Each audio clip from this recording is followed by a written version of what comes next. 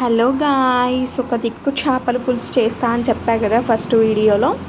So ఒక దిక్కు చేపల పులుసు అండ్ ఒక దిక్కు గవ్వలు చేస్తున్నామన్నమాట. పిల్లలందరూ ఒక దగ్గర ఉన్నామని సో స్నాక్స్ ఏమన్నా చేసుకుందామని ఫిక్స్ అయిపోయాము. ఊకే బయట నుంచి ఏం తెప్పించుకోవాలి అని చెప్పేసి ఒక దిక్కు గవ్వలు వేయించుతున్నామన్నమాట.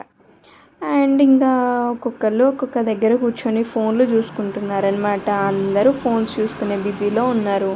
మంచి సాంగ్స్ పెట్టుకున్నాము. ఇక షన్ను ఆడుకుంటున్నాడనమాట.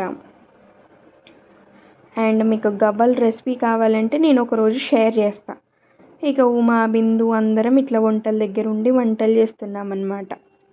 మంచిగా గవ్వలు అయిపోయాయి. ఇప్పుడు పాకం పట్టేసి ఈ గవ్వలు ఆ పాకంలో వేసేస్తా. ఈ లోపల చేపల పులుసు మంచిగా మరుగుతే ఆ చేపల పులుసులో చేపల ముక్కలు వేసేద్దామనేసి అనుకుంటున్నా. గాయస్ ఏం లేదు, గోధుమ పిండి మంచిగా కలిపేసుకొని దాంట్లో కొంచెం నూనె వేసుకొని మెత్తగా కలుపుకొని ఫోక్ స్పూన్తో చిన్న ఉండలు చేసి ఆ ఉండని ఇట్లా స్వైప్ చేయడమే దానిపైన. సో పాకం రెడీ అయింది. చూడండి ఎంత బాగున్నాయో, అసలు తింటా ఉంటే క్రిస్పీగా పాకంతో.